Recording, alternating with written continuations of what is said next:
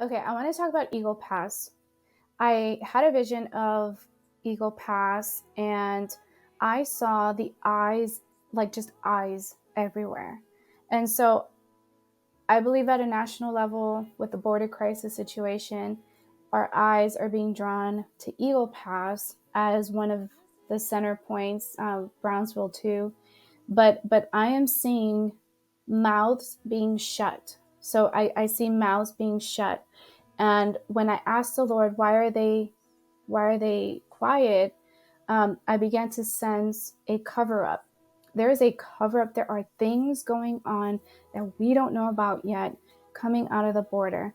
Nobody's talking about it. But when I asked and I inquired of the Lord, that very day, February 9th, the day of my revelation, the Lord said, I am Jesus, and I am the one that let me read you that reading. Oh, it was so fire. It said, I am the one that makes the mute speak. And so I'm believing God for blessing people to speak up, to speak up about what's happening in the border and to bring it to light. And so I do believe that is God's will. And so uh, let us just strategize to pray for that, to pray for exposure in the border. Okay, so now I want to take a little bit of a turn and talk about Europe, specifically the country of Hungary. I woke up on actually Valentine's Day on February 14th, and I heard the Lord say, first Hungary, and then I heard the word military. So I don't know geopolitical things. I mean, obviously, I think I know what the basic person knows, maybe a little bit more, but I am not like a military strategist or have an opinion on things really. But here's what the Lord told me about Hungary. And I prayed into it, I pressed into it, but this is a word of the Lord for Hungary this year.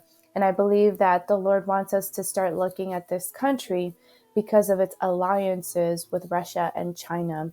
So it says here in my interpretation that Hungary is going to go first in striking deals with Russia and China.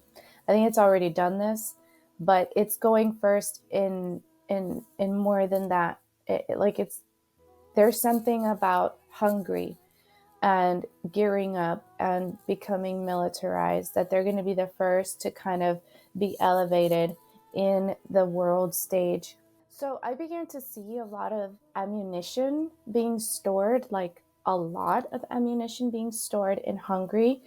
I saw the president of Hungary being raised up in the world stage. Like I said, like the floor was literally coming up from underneath him and he was being raised up. But I sensed some sort of like betrayal. I feel like Hungary is going to come into the world stage. Um, I don't think we see a lot of that in America. I don't, but I know that in the in the European Union, they do talk a lot about more things that we're not hearing about.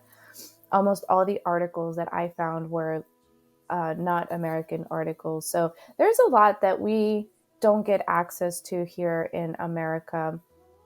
So, like I said, the president there, he's going to be kind of like caught or criticized or something because I see him not realizing, I don't know, like a lack of prudence or a lack of wisdom that's going to happen, but also a type of betrayal. And I do believe that other nations are going to follow suit with Hungary. There's going to be a militarization in Hungary. So I believe the prayer strategy for Hungary is to intercede, to delay, to and really to just watch what they do because I believe they'll be the first of other nations to follow suit. And I think that's all I want to say about Hungary. So, staying on topic with the European and Russian tensions, I want to talk about Russia now, specifically the Lord. woke me up on February 24th, and I heard the word Nalvani. And I did know who that was, but I didn't hear his first name. I just heard Nalvani. And if you don't know who this guy is, he was an opposition leader in Russia against Vladimir Putin. And he had just his whole career. I know he received a lot of awards for human rights and standing up. He exposed a lot of Putin, what he did. And I think he has a documentary called Putin's Palace. And he ran against Putin. Obviously, that did not fare well for him. And so Russia did kill him off. They imprisoned him, they tortured him. And here's the thing, I start looking into why the Lord was asking me to he was inviting me into this revelation, Nalani. And so I start Googling him and what he's about. And um, the Lord began to share or tell me, what's in a name, what's in his name. And so I was like, I don't know. Let me find out what his name means. And since I only heard Nalvani, that's all I want to focus on. But his name actually means, and you can Google this, but it means crowd, and it means a lot of people in one place. So the destiny on this man's life was to gather crowds. He was a magnet for rising up a people, for raising up a people in Russia. And so what I found interesting was that there were several articles I found where where Vladimir Putin was known to not want to say his name.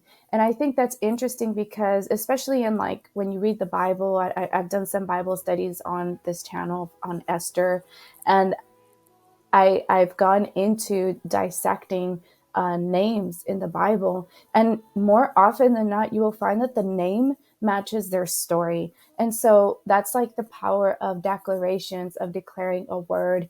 And sometimes, we got to look up the meanings of our names, because those are little bits and pieces of what God has ordained in your life. And so I just thought it was really interesting that, not interesting, but prophetic, that, this man, the destiny on his life was to attract a lot of crowds. And his name was very special.